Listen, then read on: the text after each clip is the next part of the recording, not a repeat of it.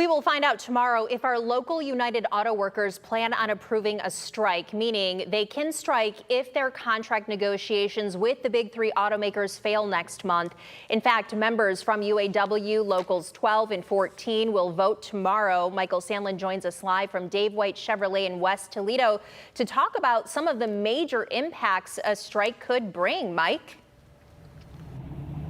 Melissa, a new analysis from auto experts predicts that even a 10-day strike could result in more than $5 billion in losses across the industry, including here in the auto dealership sector. That's why I came here to Dave White Chevrolet earlier today to speak to the manager about the potential impacts and what they'll need to do to survive.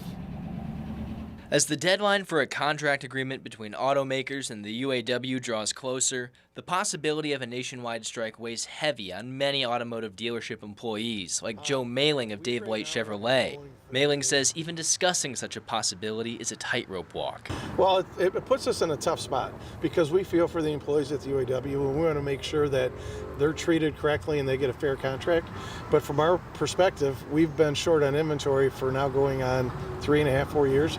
And for us to have a strike that would once again short us on inventory that we really don't have puts the employees here in jeopardy. Mailing says if the workers do end up leaving the factories and hitting the picket lines, it could hurt their business very quickly, especially given that recent events have already reduced their supply.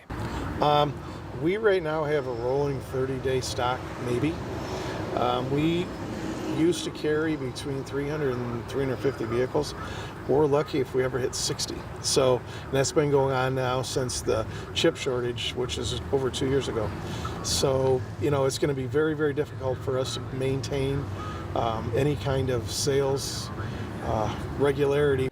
And with no products to be sold, Mailing says consumers could see skyrocketing prices as demand exceeds available product, just like we saw during the pandemic. This all means things will get very tight for the dealerships. And while they have a supply of used vehicles they can rely on to avoid laying off employees or losing solvency, Mailing hopes for everyone's sake that a resolution can be reached before the September 14th deadline.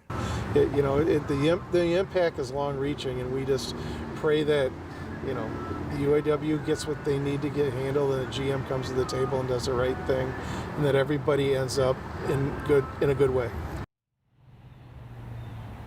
Well, Mailing says they have practiced surviving strikes, like the one from 2019. I recently spoke to UAW Local 14's president, Tony Toddy, who tells me thanks to new union leadership and better strike pay, they actually anticipate if this strike does come to pass, they'll be able to have this one last longer than any previous strike. Now, we'll find out if UAW Local 14 and other local UAWs will approve strike authorization tomorrow. We'll find out if UAWs across the country approve it on Thursday, with the final opportunity for the contracts to expire happening September 14th. Reporting West Toledo, I'm Michael Sandlin for WTOL 11.